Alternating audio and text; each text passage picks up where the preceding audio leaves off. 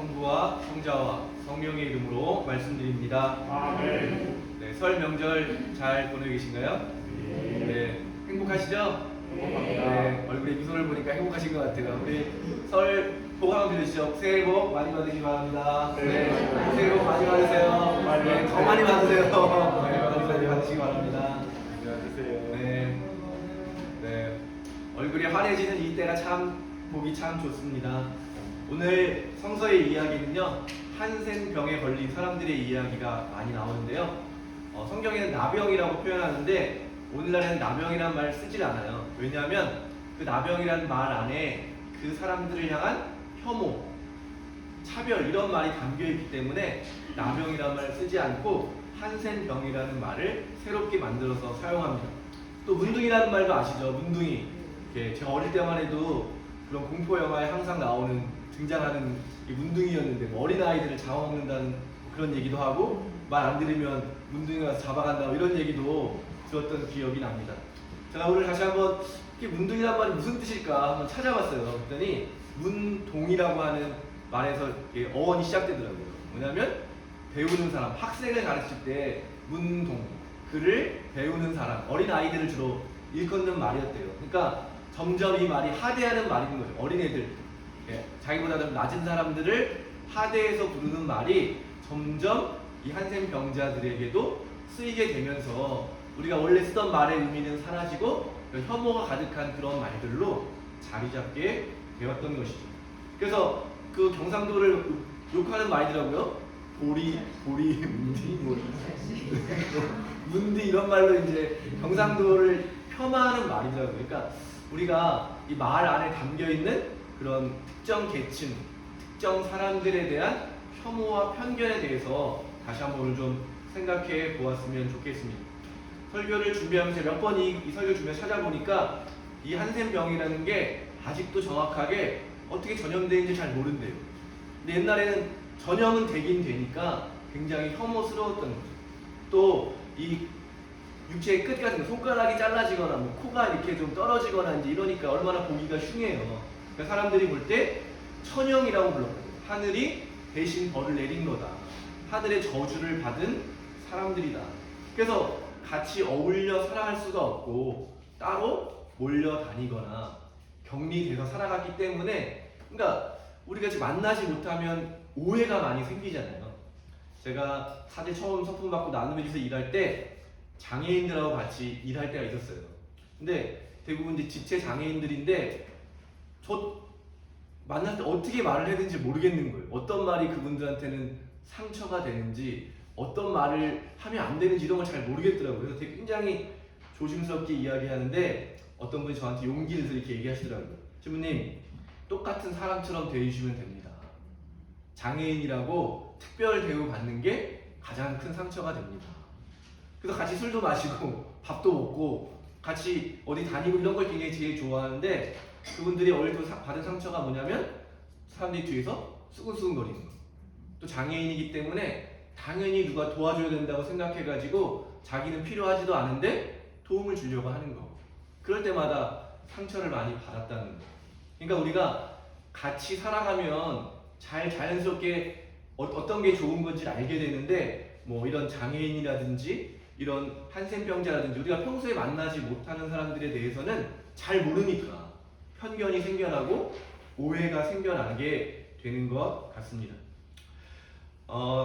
저희 성공회에서도 남양주에 지금 성세원이라는 곳이 옛날에 교회가 있었는데요. 여기도 한센병 걸렸던 분들이 함께 모여 살던 곳이었어요. 그래서 거기 교회를 세웠는데 김성수 주교님이 항상 사제들을 서품을 준 다음에는 서품을 받자마자 성세원에 다 데리고 가가지고 거기서 미사를 집전하게 했다고, 감사항찬을 이렇게 집전하게 하였다는 거예요. 그러니까 주민들이 되게 힘들었다고 하시더라고요. 잘 모르니까 이 한센병 걸린 분들을 어떻게 대해야 될지도 모르고 항상 첫 번째 감사항찬을 거기서 드리면서 아마도 그런 편견과 혐오를 깨고 가장 낮고 연약한 사람들의 손을 잡아주는 데서 사제의 시작을 하라고 하시는 아마 그런 가르침이 있었다고 그런 선배들에게 그런 이야기를 들었습니다. 어떻게 보면 한센병이라고 하는 병이 그 걸린 사람들이 가장 낮은 계층이죠. 왜냐하면 뭐 정상적으로 일을 하거나 경제 활동을 하거나 또는 다른 사람과 관계를 맺으며 살아갈 수가 없기 때문에 가장 사회 계층에서도 낮은 곳에 있는 사람들이었고, 특히나 이렇게 아파도 치료받지 못하잖아요. 그리고 죽더라도 그걸 장례를 치러주거나 그런 것도 없는 거죠. 그러니까 기본적으로 인간이 누려야 할 인권이라고 하는 거에서 단 하나도 이렇게 보호받지 못한 사람들이라고 할 수 있을 것 같아요. 우리나라에도 그래서 이 한센병대를 소록도라고 하는 곳에 따로 격리시켰잖아요. 근데 외국도 그랬던 것 같은데요. 하와이도 여러 가지 섬으로 이루어진 그런 곳이잖아요. 근데 그 중에 몰로카이라고 하는 섬에 이 한센병자들을 다 모아서 따로 격리했다고 합니다. 근데 오늘 주보 1면에 보시면 이 다미안 신부님, 성 다미안이라는 신부님이거든요. 이분이 서품을 받고 그 몰로카이 섬에 가서 한센병자들을 돌보면서 평생을 같이 사셨다 그래요. 그러면서 늘 이야기하는 게 내가 한센병이 걸려야 저들과 똑같은 처지로 죽음을 맞이하는 게 나의 신앙이고 나의 갈 길이다 늘 고백하셨다고 해요. 그리고 마침내 똑같이 한센병에 걸려서 그 섬에서 돌아가시게 됐고, 그래서 성인으로, 현대의 성인으로 이분을 추앙하게 된 거죠. 그분이 한 일이라고는 같이 집을 지어주는, 아무도 그들을 돌보지 않으니까 이분이 손재주가 좋으셨나 봐요. 집을 짓고 같이 살아가는 거예요. 사람이 죽으면 아무도 장례를 치러주지 않는데 제대로 관을 만들어서 장례를 치러주는 일이에요. 또 학교를 짓고 아무도 교육시키지 않으려던 그 아이들을 교육시키는 일을 하셨다고 해요. 그러니까 어떻게 보면 정말 교회가 해야 될 일은 이런 일들이 아닌가. 인간이지만 인간답게 살아가지 못하는 사람들을 인간으로 대접하는 것, 인간으로 돌보아 주는 것. 제가 처음 이 다미안 신부님을 알게 된 것은 미국에 잠시 연수를 갔을 때였는데요. 헐리우드가 LA에 굉장히 유명한 관광지잖아요. 그래서 헐리우드 구경할 겸 갔다가 헐리우드에 그 성공의 교회가 있다고 하더라고요. 그래서 그 교회를 구경을 갔는데 입구 한쪽에 이 제대가 있어요. 채플이라고 하잖아요. 작은 제대가 있는데 그 이 다미안 신부님의 사진이 걸려 있더라고요. 그래서 제가 잘 모르니까 무식하잖아요. 그래서 물어본 거죠. 신부님에게 이건 무슨 제대입니까? 했더니 이 신부님 사진이 걸려 있고 작은 제대가 있고 그 앞에는 큰 두꺼운 책이 있는 거예요. 그럼 설명을 해주시는데 20세기에서도 가장 이런 병 중에 편견이 많은 병이 뭐였냐면 에이즈였죠. 에이즈로 수많은 사람들이 희생됐는데 특별히 LA 지역에는 더 많은 사람들이 이 에이즈로 희생을 당했거든요. 근데 아무도 그 사람들을 돌보지 않아서 정말 억울하게 죽었고 죽은 다음에도 그 명예롭지 못하잖아요. 그런 소문들 때문에. 그래서 그 교회에서는 이 다미안 신부님의 정신으로 이 시대에 다미안 신부님이 했던 신앙은 그 죽음이라도 제대로 기념해 주는 거다. 교회에 와서 그 가족들이 그 희생자를 위해서 추도 예배 드릴 수 있고 이 지역에 희생된 모든 사람의 이름과 그런 사연들을 책으로 만든 거예요. 책의 두께가 정말 엄청 두껍더라고요. 그러니까 수많은 사람이 희생당했고 그 사람들에 대해서 사람들이 저주받았다 생각할 그때에 그 교회는 그들도 똑같은 하나님의 자녀임을 보여준 거죠. 그리고 수많은 사람들이 와서 그 사람들을 위해서 기도해주고 그런 것들을 보면서 정말 교회가 해야 될 일이 무엇인지를 다시 한번 저는 많이 깨닫게 되었습니다. 오늘 예수님은 그런 모습을 우리에게 보여주시는 거죠. 한센병에 걸린 사람, 스스로 저주받은 사람이라고, 사람을 만나면 율법에 의하면 나는 저주받은 사람입니다 라고 소리를 치면서 다른 사람들과 접촉을 하지 않도록 해야 되는 책임이 자기에게 있는 거예요. 여러분 생각해 보세요. 사람을 만나면 축복해주거나 좋은 관계를 맺는 게 아니라 스스로를 비하해야 되는 그 사람의 처지가 어떨까? 근데 이 사람이 예수님을 만나서는 용기를 낸 거죠. 나는 저주받은 사람이라고 외쳐야 될 사람의 말이 바뀌어서 저를 좀 고쳐주십시오. 그러면 보통 같은 사람은 어떻게 하겠어요? 다 피하거나 더 멀리 가려고 했을 텐데 주님은 그 사람 가까이 가셔서 손을 대시고, 이 부분이 되게 좀 인상적입니다. 아무도 가까이 하려 하지 않는 사람에게 가까이 다가가셔서 손을 대시고 그를 만져주시면서 치유해 주셨다. 바로 예수님께서는 우리가 어떻게 살아야 하는지를 분명하게 보여주시고 있다고 저는 깨닫게 되었습니다. 치근한 마음을 가지고 한생병자 그에게 손을 대어주시는 그 행위, 아무도 신경 쓰지 않는 수많은 버려진 사람들을 찾아가시고 되찾으시고 돌보시는 예수님. 다른 마태복음에 보면 이렇게 기록되어 있습니다. 예수께서는 모든 도시와 마을을 두루 다니시며 가시는 곳마다 회당에서 가르치시고 하늘나라의 복음을 선포하셨다. 그리고 병자와 허약한 사람들을 모두 고쳐주셨다.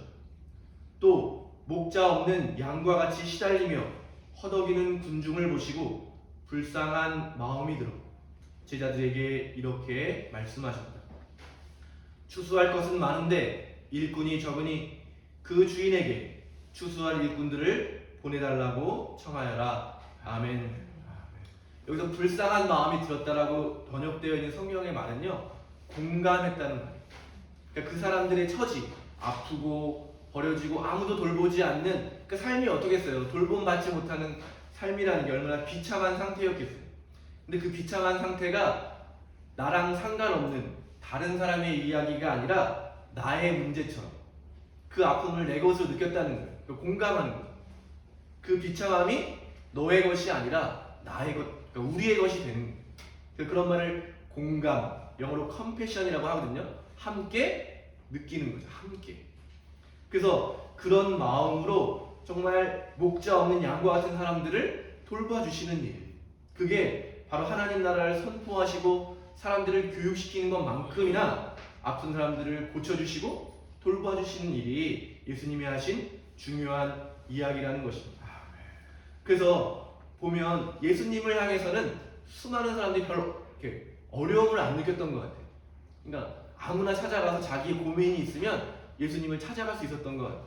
그러니까 그런 부분이 저는 굉장히 오늘 말씀을 묵상하고 준비하면서 좀 인상적이었는데요. 어떤 분은 그렇게 얘기하더라고요. 성경 보면 자기 형이 자기한테 재산 안 나눠준다고 도와달라고 이야기하잖아요. 그러니까 어느 율법 교사에게나 스승에게 할 수 없는 말도 사람들이 많이 했다, 그런 증거로 이야기하거든요. 성경을 보면 어린아이들도 예수님에게 막 달려가서 막 품에 안기도 하고 축복을 받기도 하고, 그러니까 병자들도 그런 모습을 보면서 용기를 냈던 게 아닐까. 나도 만나주시지 않을까. 나도 그분에게 말을 걸 수 있지 않을까. 평소에 예수님께서 그토록 사람들에게 격이 없이 대해주시고 그 어떤 말이라도 귀하게 들으셨던 그런 삶의 태도가 있었기 때문에 오늘 그런 일이 일어나는 것이 아닐까. 우리 부천교회도 이런 예수님의 정신이 살아있는 교회가 되기를 바랍니다. 우리 서울교회가 어떤 교회가 몇 년 동안 표현을 쓰고 있는 말이 있어요. 문턱을 낮추는 교회. 여러 가지 의미로 사용하고 있다고 신님들에게 들었는데요. 문턱을 더 낮추는 교회. 마치 예수님이 먼저 다가가셔서 정말 아무도 친구가 없는 사람들의 친구가 되어주셨던 것처럼, 그렇게 어떻게 보면 한생병 걸린 사람, 죄 많고 정말 가까이 하기 좀 쉽지 않은 사람들이야말로 더 돌봄이 필요하기 때문에, 어떻게 보면 교회는 문턱이 높죠.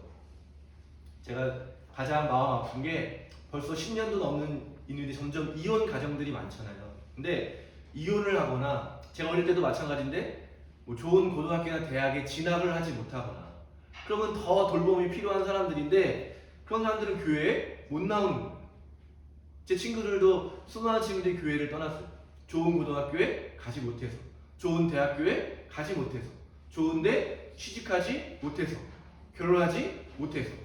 그러니까 오히려 그런 사람들일수록 더 교회가 필요한 사람들이고, 그런 사람일수록 더 교회에 가까이 올 수 있어야 되는데 왜 반대로 교회는 그런 사람들이 들어오기 어려운 문턱이 높은 곳이 되었을까? 오늘 다시 한번 예수님의 이 행적, 예수님의 말씀을 묵상하면서 우리 부천교회가 정말 예수님을 닮아서 목자 없는 양과 같은 사람들을 돌보는 교회가 되기를 바랍니다. 정말 낮은 문턱이 있어서 그 어떤 사람이라도 자기의 어려움을 가지고 늘 쉽게 우리 교회를 찾아올 수 있는 그런 교회가 되기를 바랍니다. 그 어떤 사연이든지 우리가 예수님의 정신으로, 예수님의 마음으로 환대할 수 있는 그런 교회가 되기를 바랍니다. 아멘. 그렇게 될 때 우리 안에 회복과 치유에 대한 경험을 하게 될 줄로 믿습니다. 아멘. 서로 판단하고 편견과 혐오를 가지고 사람을 대하는 것이 아니라 예수님께서 한센병 환자를 대해주셨던 것처럼 정말 죄 많고 보잘것없는 저와 여러분을 사랑해 주신 하나님의 그 마음으로 그 사람의 문제를 나와는 상관없는 문제가 아니라 공감의 언어를 가지고 공감하는 마음을 가지고 돌보는 교회가 우리 부천교회가 되기를 바랍니다. 아멘. 예수님께서 하신 이 놀라운 일을 이어가는 우리 거룩한 부천교회가 되기를 바랍니다. 아멘. 또 두 번째, 오늘 말씀에서 우리가 꼭 기억해야 될 또 하나의 중요한 사실이 있는데요. 예수님께서 절대로 말하지 마라.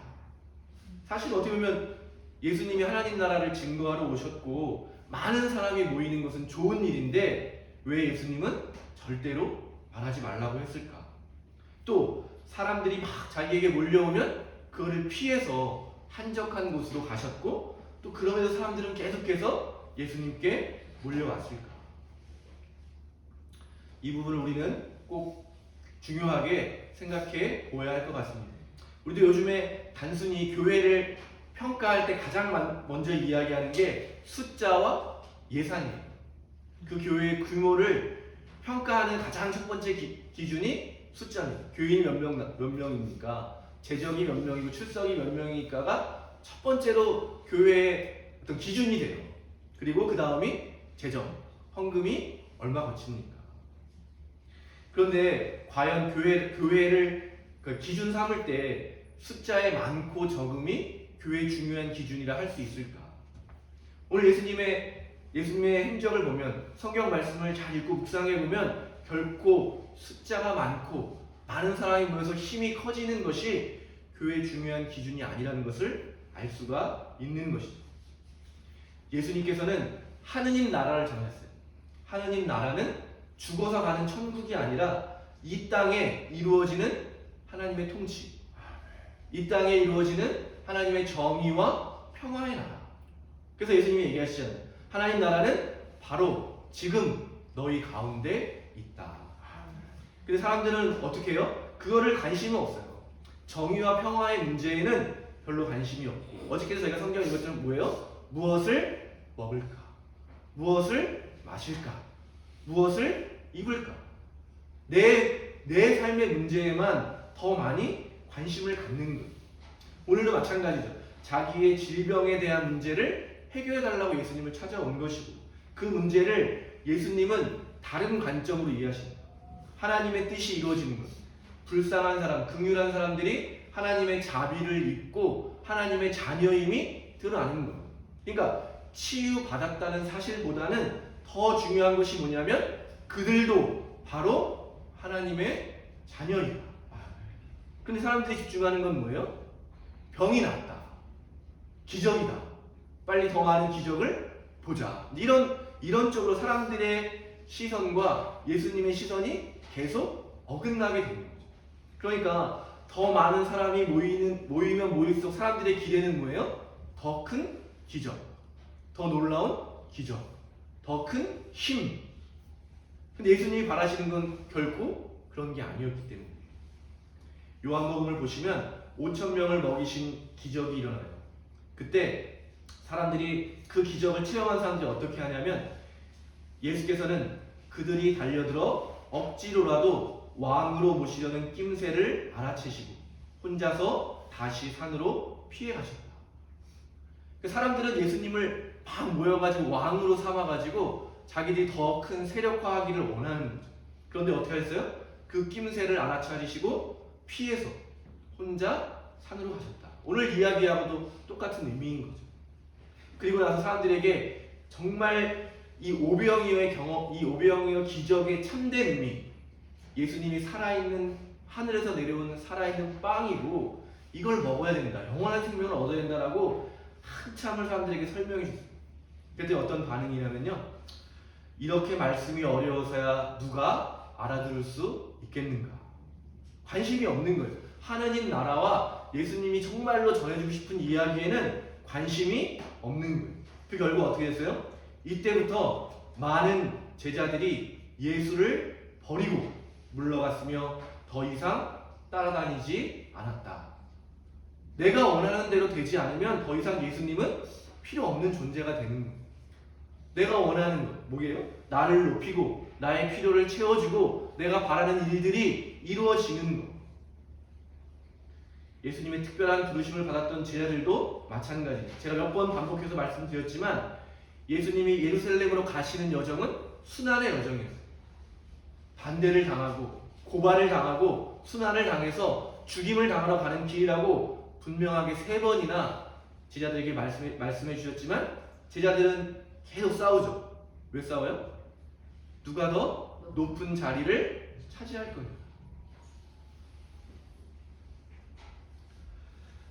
예수님께서는 하나님의 사랑을 드러내시고 하나님의 뜻이 이루어지는 하나님의 나라를 전달하셨지만 그것을 들은 사람들은 자기 멋대로 오해했죠. 자기의 욕망을 이루어질 대상으로 예수님을 투사한 거예요. 자기의 욕망을 투사해서 그분을 왕이라고 고백한 거죠. 그래서 그분이 십자가에 달려 돌아가셨을 때 그분 곁에는 아무도 남지 않았던 거죠. 그 십자가라고 하는 것은 어떤 의미에서는 우리가 바랬던 우리의 거짓 욕망들이 다 깨어지는 장소인 거예요.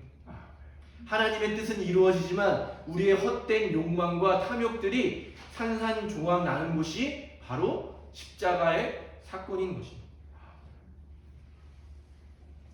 역사를 보면 이렇게 사람들이 추앙하고 사람들의 인기를 힘입어서 영웅으로 등장하는 사람들이 많아요.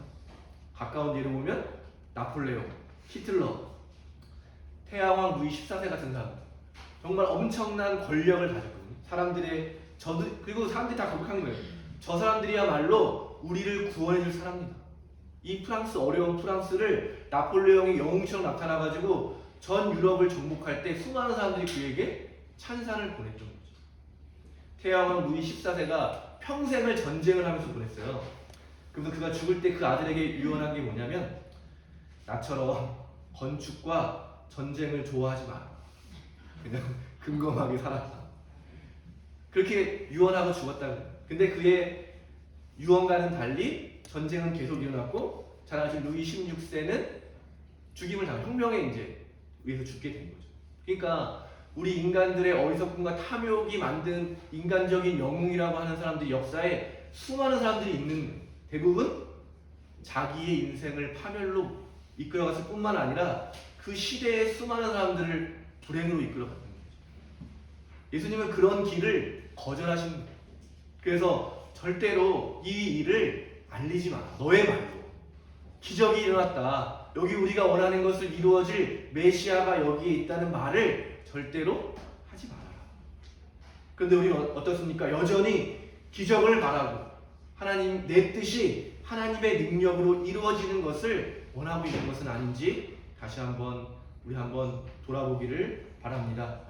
자신을 비워내고 가장 낮은 곳으로 가는 십자가의 길이야말로 또 마침내 십자가 위에서 자신의 모든 것을 아낌없이 내어주시는 사랑의 길이야말로 저와 여러분이 손잡고 함께 따라가야 할 길이라고 믿습니다.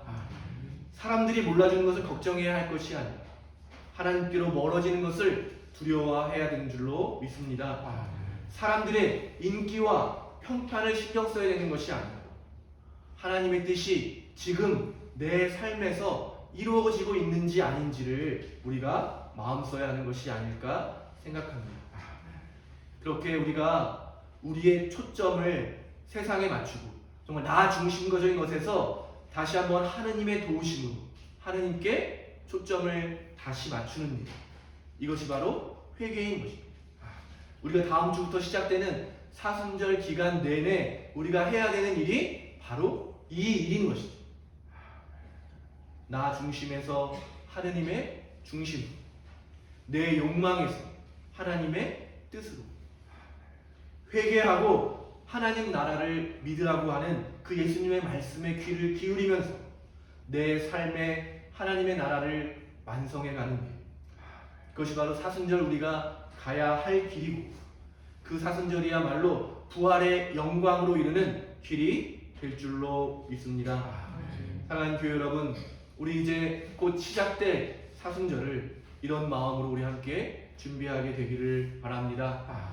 예수님을 따르는 삶, 예수님을 닮아가는 삶, 그래서 예수님의 능력이 우리의 삶에도 드러나게 되는 그런 삶으로 사순절 기간 동안 우리 모두가 변화되기를 바랍니다. 오늘 말씀을 통해서 우리에게 전하시는 주님의 그 마음, 세상의 편견과 혐오 그리고 징후를 넘어서는 하나님의 사랑이 우리 각자 마음속에 피어나게 되기를 바랍니다. 내 생각과 욕망을 투사하는 그런 메시아를 기다리는 신앙이 아니다. 오직 하나님만 바라면서 하나님의 뜻이 이 땅에 이루어지기를 간절히 소망하는 그 신앙이 저와 여러분 안에 가득하게 되기를 간절히 바랍니다. 이 모든 일을 이루어 가실 하나님을 신뢰하면서 그분을 찬양하며 그분께 감사하며 부활의 영광을 향해서 우리 함께 모두 사순절의 여정으로 함께 나아갑시다. 성부와 성자와 성령의 이름으로 말씀드렸습니다.